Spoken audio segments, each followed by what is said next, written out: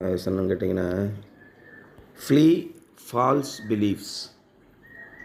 Falls பிலீஃப்னா என்ன? தவறான நம்பிக்கைகள். ஃப்ளீ, அதை விட்டு ஓடி போய்டு. இன்றைக்கி சபை நாசமாக போகிறதுக்கு காரணம் என்ன? தவறான நம்பிக்கைகள். கையில் வைத்து இன்றைக்கி ஒரே ஆட்டம் பாட்டம் குத்தாட்டம் நைட்டு 12 மணி வரைக்கும் அந்த சர்ச்சில். ஆந்திராவில் பார்த்தீங்கன்னா அப்படியே டங்கு டங்குன்னு ஆடுறான், இவனும் ஆடுறான், அவங்களும் ஆடுறாங்க. பரிசுத்த அலங்காரத்தினுடைய நடனம் ஆடுங்கள் அப்படின்னு தாவீது ராஜாலாம் சொல்லியிருக்கான்.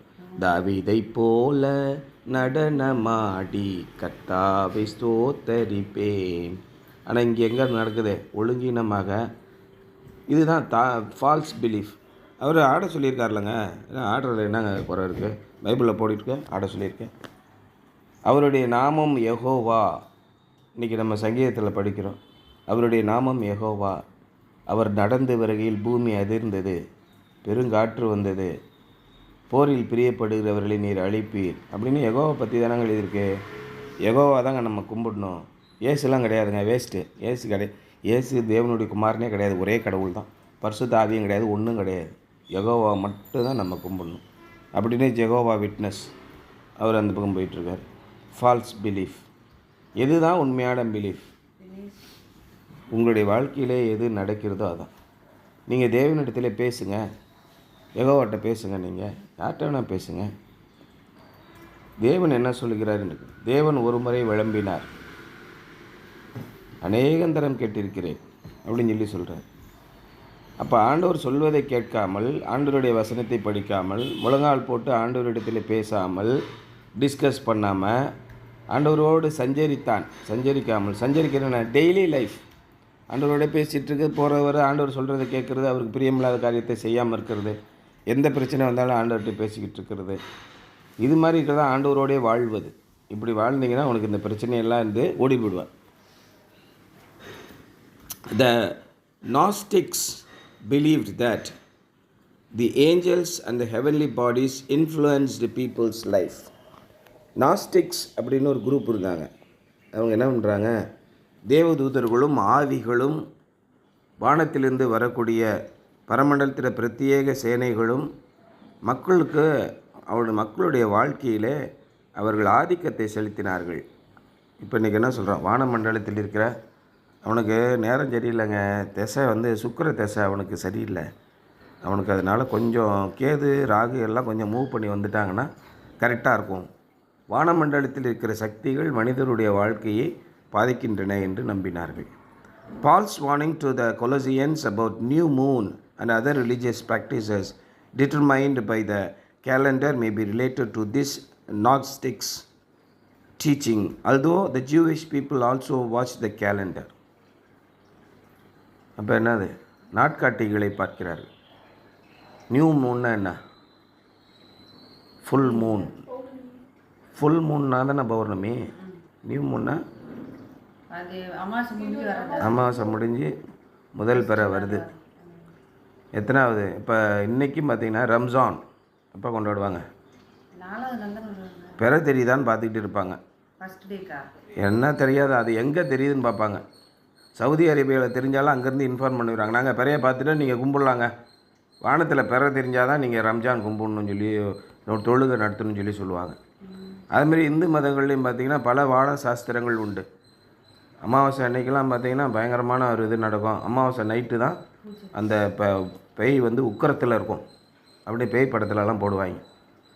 அதே மாதிரி முழு பௌர்ணமி அன்னைக்கு அந்த பேய் அப்படியே வானத்துக்கு போயிடும் அப்படின்னு படம் எடுப்பான். அப்புறம் சூரிய கிரகணம் நடக்கிற அன்றைக்கி நீங்கள் நல்லது நிறைய செய்யக்கூடாதுங்க. ஆமாம். அப்புறம் யமகண்டம் வரும், அது நீங்கள் செய்யாதீங்க, உங்களுக்கு சரியாக வராது. ஆடி மாதத்தில் எந்த விஷயத்தையும் நீ தொடாதியா, ஏன் அப்படி இருக்க அப்படிமா. இப்படி பல விதமான கட்டுகள் கிறிஸ்தவ மதத்துலேயும் அதே மாதிரி உண்டு, யூத மதத்துலேயும் உண்டு. நாட்காட்டுகளையும் பார்ப்பாங்க, பெரிய அக்கப்போராக இருக்கும். அதான் அகஸ்டின் என்ன சொன்னார்? சல்லி விஷயங்களெல்லாம் கண்டுக்காதே, அவன் எப்படியோ பண்ணிட்டு போகிறான், பெரிய விஷயங்கள்லாம் அப்படியே சிதா போ அப்படிங்கிறார். அகஸ்டின் கொள்கைன்னு ஒன்று இருக்குது. அப்போ மக்கள் எதை நம்புகிறாருங்கிட்ட சொன்னதெல்லாம் நம்புவான். எப்போ நம்புவான்னு கேட்டிங்கன்னா, நமக்கு பாடுகளும் கஷ்டங்களும் வருது பற்றியா, திக்கு தெரியாமல் போகிறோம் பாரு, அப்போ நம்ம நம்புவோம். என்ன பண்ணுறதுனே தெரில, எதை செஞ்சாலும் வாய்க்க மாட்டேங்குது, என்ன தான் பண்ணுறதுன்னு தெரில, என்ன தான் எங்கே தான் தப்புறோம், எங்கே சறுக்கிறோம்னு தெரியலையே அப்படின்னு சொல்லி பதட்டமாக இருக்கும் நம்முடைய வாழ்க்கையில். ரொம்ப கஷ்டம், கொடூரமான வாழ்க்கை வரும்போது எல்லாருமே தடுமாறி போயிடுவாங்க. அப்படியே வாழ்க்கையில் அலை மோதுது, எங்கே பார்த்தாலும் புயலில் போய் சிக்கிக்கிறாங்க மாதிரி தடுமாறி கஷ்டப்படுவாங்க வாழ்க்கையில். எவ்வளவோ கஷ்டப்பட்டு உழைக்கணும்னு நினைக்கிறேங்க, ஒரு ஆசீர்வாதமும் இல்லைங்க. என்ன பண்ணுறதுனே தெரிலங்க. எல்லாம் முடிஞ்ச அளவுக்கு நல்லா தான் படிச்சிருக்காங்க பிள்ளைங்களாம், ஒரு வேலையும் கிடைக்க மாட்டேங்குது. எப்படி போகிறோம்னே தெரியாது தடுமாறும்போது அவங்க சொல்கிறத நம்புவாங்க. ஒரு வேளை உண்மையிலே ஜாதகம் சரியில்லையா, சரி ஜாதகத்தை எடுத்துகிட்டு போய் பார்ப்போமா, அந்த சாமியார்கிட்ட போய் பார்ப்போமா, இங்கே போய் பார்ப்போமா, எந்த கோயிலுக்கு போகிறது, என்ன பண்ணுற ஒரே குழப்பமாக இருக்கும். அப்படி அலைகிறவர்களை குறித்து பவுல் சொன்னார், அந்த மாதிரி நீங்கள் செய்யாதீங்க. ஒன் திங் இஸ் சர்டைன், ஒரு விஷயம் நிச்சயமான விஷயம், such teachings about demons and angels were not a part of true Christian doctrine. உண்மையான கிறிஸ்தவ போதகத்தின் ஒரு பகுதி இந்த பிசாசுகளையும் அந்த தேவதூதர்களையும் பற்றிய போதனை அல்ல, அதை பற்றிய போதனை அல்ல. இந்த இதில் மறை வேதாகமல்னு ஒமிட்டட் இதெல்லாம் நிறைய இருக்குது, காஸ்பல், ஒமிட்டட் காஸ்பல், அதிலலாம் இந்த மாதிரி பிசாசுகளையும் தேவதூதர்களுடைய ஆதிக்கங்கள் நிறைய இருக்கிறதையும் பற்றி நிறைய எழுதியிருந்தாங்க.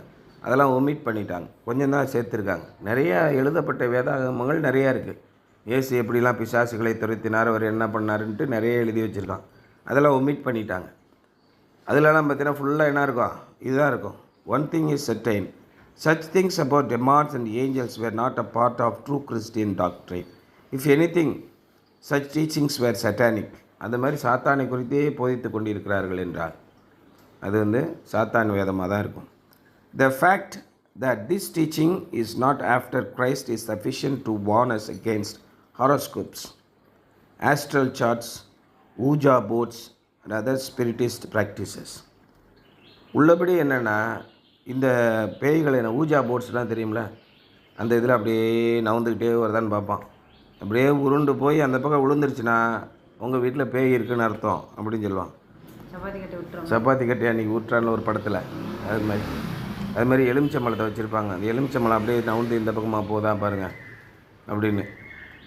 இது மாதிரி ஜாதகம் பார்ப்பாங்க. உங்களுக்கு நீங்கள் பிறந்த தேதி என்ன, அதில் என்ன நட்சத்திரம் இருக்குது.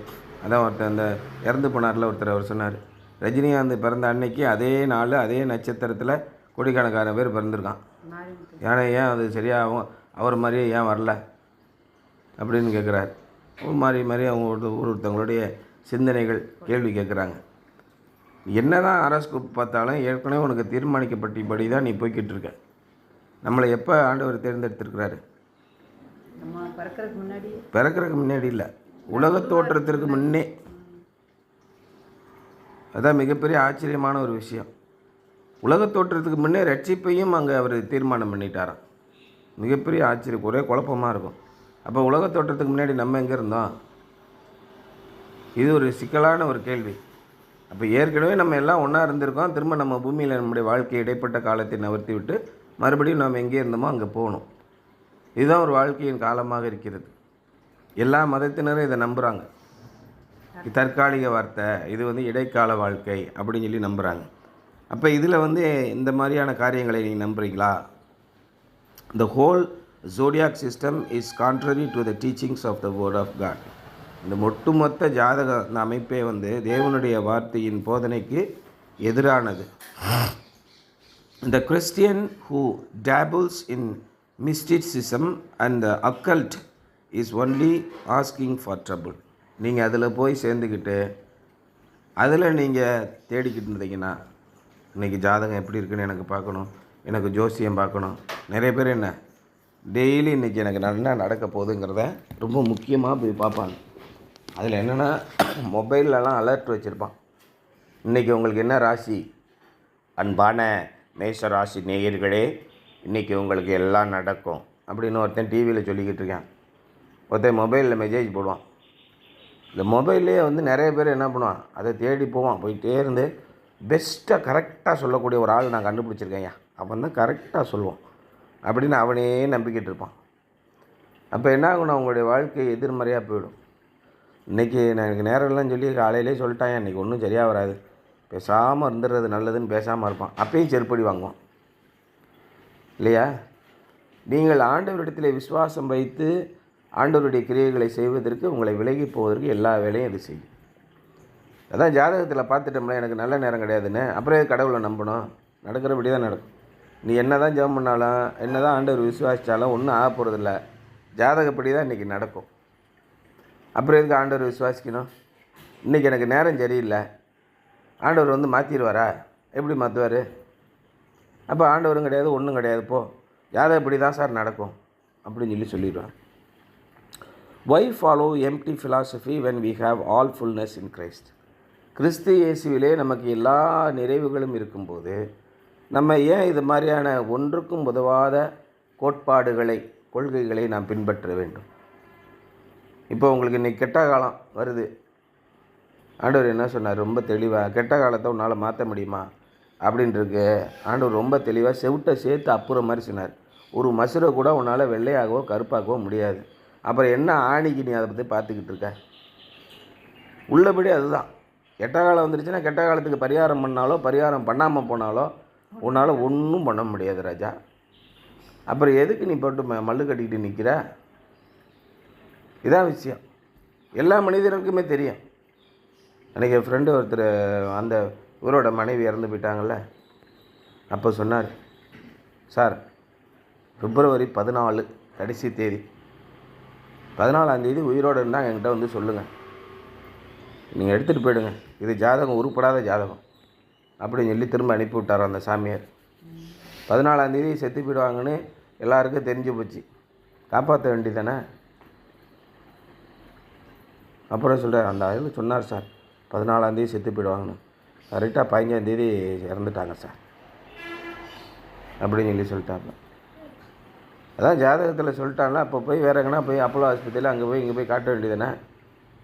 உன்னால் ஒன்றும் பண்ண முடியாது. பிசாசின் கிரியைகளை வைத்து உங்களை என்ன வேணால் செய்யலாம். உங்களுக்கு தகவலில் சொல்லலாம், நீங்கள் இப்படி இருப்பீங்க அப்படி இருப்பீங்கன்னு சொல்லலாம். சாமுவேலை போய் பிசாசு, சாமுவேலின் ஆவியை போய் சவுலை எழுப்பிட்டு வரோம். அங்கே இருந்தால் சூனிய காரியங்களையெல்லாம் வைத்து எழுப்பிட்டு வரோம். எழுப்பிட்டு வந்து கேட்குறான், ஏயா போட்டு என்னை இம்சப்படுத்துகிற? அந்த மாதிரியான வேதங்கள்லாம் இருக்குது நிறையா.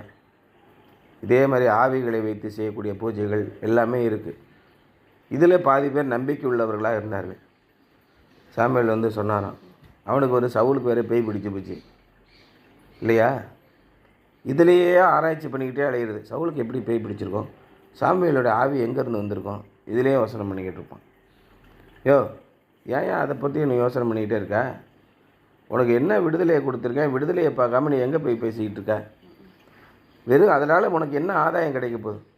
பேய் இருக்குது, அந்த பேயோடைக்கு தலைவன் ஒருத்தன் இருக்கான், அவனுடைய ஃப்ரெண்ட்ஸு 3 பேர் இருக்காங்க, அங்கே மினிஸ்ட்ரி இருக்குது, அவங்க இதை பண்ணுவாங்க அதை பண்ணுவாங்க. டார்க் வேர்ல்ட்ஸ், நம்ம இருண்ட பிறகு தான் வருவான். வேம்பயர் எப்போ வரும்? இதை பற்றியே ஆராய்ச்சி பண்ணிக்கிட்டு என்ன கிடைக்கும்? ஒன்றும் கிடைக்காது, எம்டி. அதனால் உனக்கு என்னப்பா யூஸு? இல்லை, தெரிஞ்சு வச்சுக்கலாம் தான்.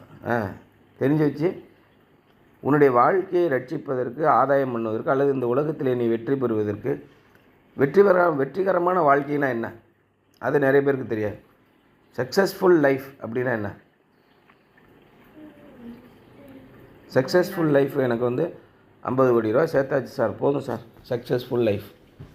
மனுஷன் உலகம் முழுவதையும் ஆதாயப்படுத்தி கொண்டாலும் தன்னுடைய உயிரை விட்டுவிட்டால் என்னாச்சு? உயிரோடு இருந்து உலகம் எதையுமே ஆதாயப்படுத்தாமல் போயிட்டால் என்ன பண்ணுறது? சோத்துக்கு வழி இல்லாமல் தரித்திரனாய் வாழ்ந்து என்ன பண்ணுறது? ஒருத்தர் 100 வயசு வாழ்ந்து பிள்ளைகள் பேர் முதலாக இல்லாமல் போனால் அவனை விட கருவிழிந்த பிண்டம் வாசின்னு சொல்லி பைபிளில் போட்டிருக்கு. அப்போ எது சக்ஸஸ்ஃபுல் லைஃப், நிறைவான வாழ்க்கை? இயேசுவில் வாழும் வாழ்க்கை தான். எல்லா செல்வங்களையும் அவர் உங்களுக்கு தருகிறார், பிள்ளை பேர்களை தருகிறார், நிம்மதியான வாழ்க்கையை தருகிறார், குறைவில்லாத வாழ்க்கையை தருகிறார், ஆண்டவரோடு நிம்மதியாக வாழ்ந்து போகக்கூடிய சந்தோஷத்தை தருகிறார். அதுதான் குறைவில்லாத நிறைவான சக்ஸஸ்ஃபுல் லைஃப். இதுக்கு போய் நீ சாத்தானை பற்றி ஆராய்ச்சி பண்ணி பூஜைகளை பண்ணி உனக்கு என்ன கிடைக்குது? அசுத்த ஆவிகளை ஏவி விடுறதுனால என்ன கிடைக்குது? அதோட ஃபைட் பண்ணிகிட்டு இருக்கிறதுனால என்ன கிடைக்குது? ஏசு கிறிஸ்துவை விசுவாசித்தாலும் வேலை முடிஞ்சு போச்சே. அப்புறம் ஏன் நீ சாத்தானையே யோசனை பண்ணிக்கிட்டே இருக்க? அசுத்த ஆவிகளை கண்ணாமண்ணான்னு பேசிக்கிட்டு இருக்கான். அசுத்த ஆவியை பற்றி 2 மணி நேரம் பேசிக்கிட்டு இருப்பான் போதுகிற. யோ, அதை ஏன் பேசுகிற? ஆண்டவருடைய அன்பையும் அவருடைய மீட்பையும் அவருடைய வல்லமையும் குறித்து பேசு. இன்றைக்கி சங்கீதத்தில் நம்ம என்ன படித்தோம்? ஃபுல்லாக ஆண்டவர் யார், அவருடைய வல்லமை என்ன, அவர் எப்பேற்பட்டவர், இதை குறித்தே பாடிக்கிட்டு வரோம். அதை விட்டு ராங் பிலீஃப், ஃபால்ஸ் பிலீஃப், இவனுங்களாம் சாத்தானை இது பண்ணிக்கிறது. சாத்தான் மேலேருந்து வந்தான், சாத்தான் அங்கே இருக்கிறான், இவன் சாத்தான்மா, அவன் சைத்தான்மா, இவன் பிசாசுமா, அவன் பேயுமா, மாற்றி சொல்லிட்டு கடை. மூலப்புறம் ஏன் அங்கே இருக்கு? ஒரு இடத்துல நல்ல தெளிவான ஒரு ஆறு ஓடிக்கொண்டிருக்கிறது. அங்கே மீன்கள் இருக்குன்னா சுத்தமான தண்ணி, குடித்து பார்த்தா தேன் மாதிரி இருக்குது தண்ணி, அவ்வளோ இனிப்பாக அழகான ஓடை ஒன்று போய் கொண்டிருக்கு. பக்கத்தில் ஒரு சாக்கடை ஒன்று போயிட்டுருக்கு. நாத்தான் தாங்க முடியல, ஒரு குப்பையும் குழுவுமாக கிடக்குது. பொழுதன்னைக்கு சாக்கடையை பற்றியே பேசிக்கிட்டு இருந்தால் அவனை என்னான்னு சொல்கிறது? இதைத்தான் இங்கே செய்கிறாங்க. Why follow empty philosophy when we have all fullness in Christ? The fundamental test of any religious teaching is, where does it put Jesus Christ, His person and His work? நீங்கள் எதை குறித்து விவாதித்தாலும், எதை குறித்து நீங்கள் பேசினாலும், இயேசு கிறிஸ்து என்பவர் யார்? உங்களுடைய வாழ்க்கையிலே இயேசு கிறிஸ்துவை நீங்கள் எங்கே வைக்கிறீர்கள்? அவரை ஆட்டுவத்தை எங்கே வைக்கிறீர்கள்? உங்களுடைய வாழ்க்கையிலே அவருடைய கிரியை என்னவாக இருக்கிறது? இதைத்தான் நீங்கள் யோசிக்கணும். இயேசு கிறிஸ்து இல்லைன்னா நமக்கு தேவனோட ஐக்கியமே இல்லை. இயேசு கிறிஸ்துவின் ரத்தம் தான் நமக்கு தேவனுடைய நம்மளுக்கு ஒப்புரவாக்குகிறது இல்லையா? Does it rob him of his fullness? நீங்கள் செய்கிற ஒவ்வொரு செயலும் அவருடைய செயலை தடை செய்கிறதா? உங்களுடைய வாழ்க்கையிலே அவரை செயல்படாமல் செய்கிறதா? யோசனை பண்ணி பாருங்கள். Does it rob him of his fullness? நிறைய பேருக்கு போதகரே சாமியாக போயிடுவோம், இயேசுவை கூட கும்பிட மாட்டான். அவங்க போதகரை, அவங்களுக்கு யாரெல்லாம் ரொம்ப தெளிவான வழிகாட்டினாங்களோ அவங்கள தான் கடவுளாக நினச்சிட்ருப்பான். இயேசுவை அடித்தா கூட கம்முன்னு இருப்பான். ஆனால் நம்ம பிரதரை அடிச்சிட்டான்னா டென்ஷன் ஆயிடுவாப்புல. ஆமாம், சபிச்சு சாபம் பண்ணி அவனை நாசம் பண்ணி எல்லா வேலையிலையும் செஞ்சு முடிச்சிடுவாங்க. அந்தளவுக்கு சில பேர் பைத்தியமாக இந்த பக்கம் போயிட்டுருக்கான். அப்போ இயேசு கிறிஸ்துக்கு எங்கடா இடம் இருக்குது? அவரை கொண்டு நீ வச்சுக்க, எனக்கு தேவையில்லை, எனக்கு இவர் தயா வேணும் அப்படின்னு நிறைய பேர் இருக்கான். எப்பேற்பட்ட உலகத்தில் நம்ம வாழ்கிறோம் பாருங்கள். அப்போ நம்ம எப்படி இதிலேருந்து புத்தி அடைவது? Does it deny either his deity or his humanity? தேவனுடைய தெய்வீக தன்மையை அல்லது அவர் மனித தன்மையை, மனிதனாக வந்தாருங்கிறத மறந்துடுறான், அவர் தெய்வங்கிறதையும் மறந்துடுவான். அதுவும் கிடையாது, இதுவும் கிடையாது, இயேசுவே கிடையாதுன்றான். கடைசியில் விழுந்து போகிறார்கள். அநேக போதகர்கள் விழுந்து போய்விட்டார்கள். இயேசு கிறிஸ்துவை பற்றி வல்லமையாக போதித்தவர்கள் விழுந்து போயிருக்காங்க. ரொம்ப நேரம் பைபிள் படிச்சுட்டு இருந்தால் மெண்டல் ஆகிடும். அதிக படிப்பு உனக்கு பைத்தியத்தை உண்டாக்குகிறது அப்படின்னு பவுலை பார்த்து சொன்னான்.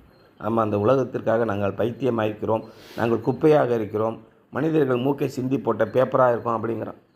இன்றைக்கி என்ன பிடிச்சான் 4ஆம் அதிகாரத்தில்? Does it affirm that the believer must have some new experience to supplement this experience with Christ? உங்களுடைய நம்பிக்கை இயேசு கிறிஸ்துவினிடத்தில் இருக்கிற புதிய அனுபவத்தை கொண்டு வருகிறதா? ஒவ்வொரு நாளும் இயேசு கிறிஸ்துவை நீங்கள் பின்பற்றும் போது தான் புதிய அனுபவத்தை கொண்டு. Does it affirm that the believer must have some new experience to supplement this experience with Christ? அல்லது நீங்கள் பிசாசை வணங்குவது, பிசாசை குறித்து நம்புவது, அதை குறித்து பேசுவது, இந்த தவறான எண்ணங்கள், நம்பிக்கைகள் இயேசு கிறிஸ்துவிலே உங்களுக்கு புதிய அனுபவத்தை கொடுக்கிறதா? If so, that teaching is wrong and dangerous. ஆமாம், பிசாசுகளை தேவன் திரட்டிவிட்டார், பிசாசுகளை திரட்டிவிட்டார், அதுதான் என்னை இயேசுவின் இடத்துல கொண்டு வந்ததுன்னா அது நிச்சயமாக நல்ல போதனையாக இருக்க முடியாது அப்படின்னு சொல்கிறார். எப்பொழுது பார்த்தாலும் demonic belief and demonic teachings இதை குறித்தே பேசிக்கொண்டிருப்பது. பில்லி சுனியம் வைத்திருக்கிறார்கள், உங்களுக்கு அது வைத்திருக்கிறார்கள், இது வைத்திருக்கிறார்கள். நீங்கள் இயேசுவோடு இருந்தீர்கள் என்றால் எதுவுமே எந்த குறையுமே இல்லை. நீங்கள் பிசாசை சாந்தப்படுத்துவதற்கு என்ன செய்ய வேண்டும், அதற்கு பூஜைகளை என்ன செய்ய வேண்டும், இப்படியே பாதி பேர் போய்கிட்டு இருக்கான். இப்போ ஆண்டவரிடத்தில் வந்தீர்கள் என்றால் உங்களுக்கு எந்த பாதிப்பும் இல்லை, முழு நிறைவு அங்கே இருக்கிறது. இன்றைக்கு வசனம் என்னென்னா, கொலோசியர் 2ஆம் அதிகாரம் 9-10. For in him dwelleth all the fullness of Godhead bodily, and ye are complete in him, which is the head of all principality and power. 2:9-10. அவருக்குள்ளே எல்லா நிறைவும் நிறைந்து ஏன்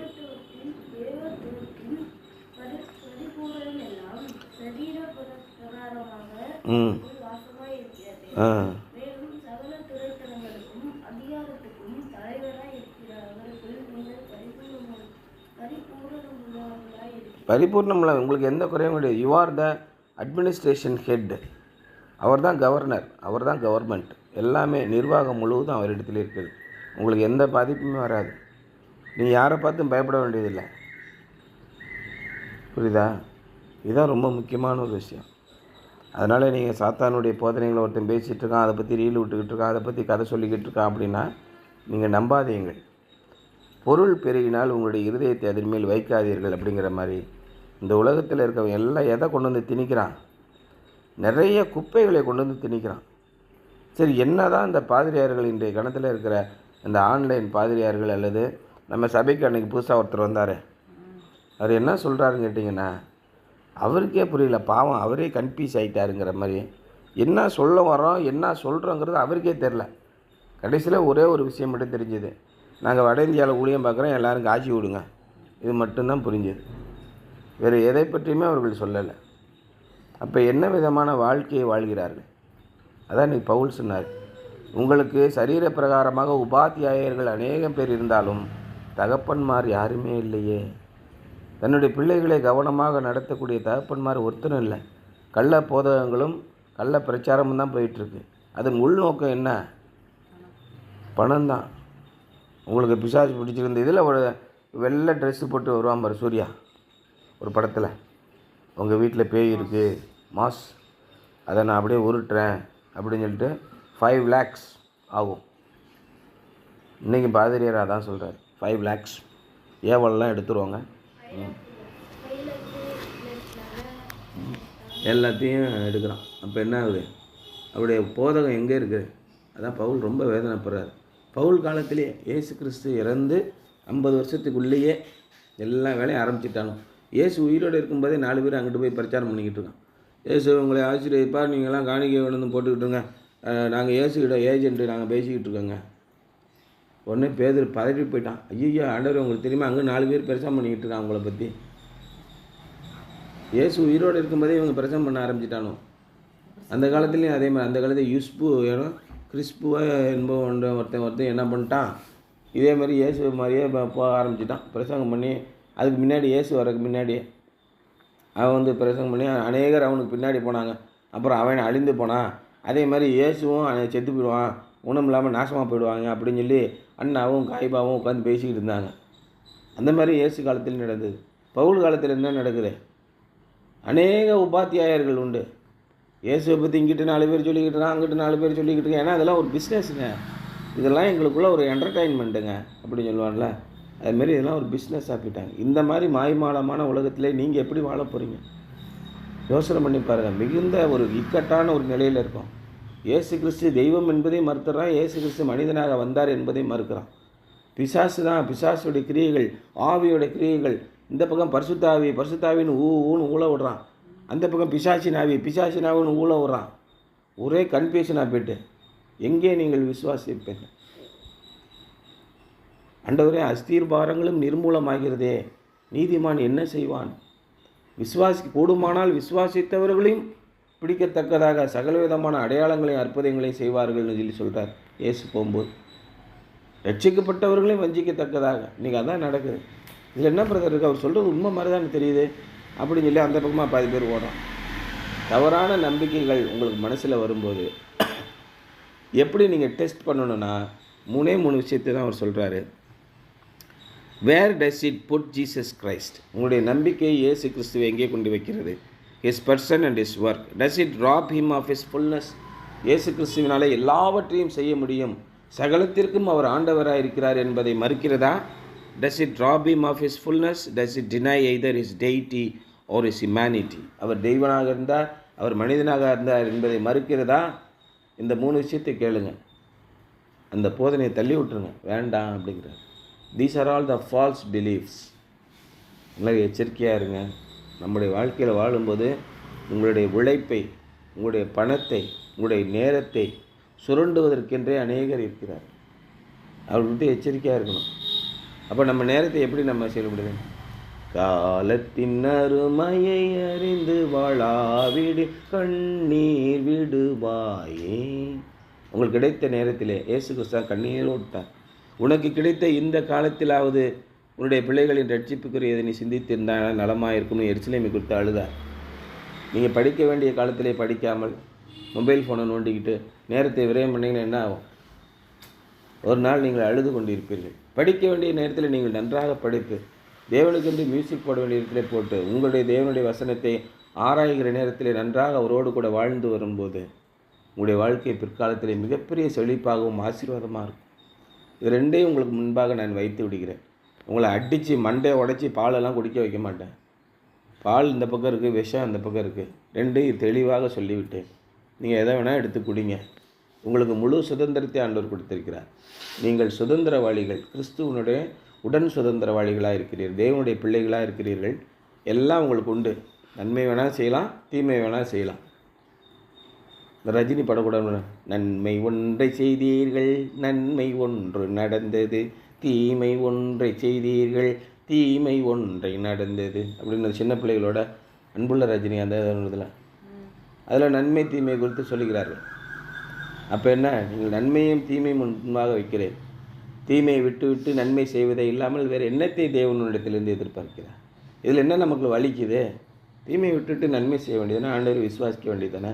பொய்யான நம்பிக்கைகளை விட்டு விலகி வாருங்கள் என்பதுதான் இன்றைய தியானம். சரியா?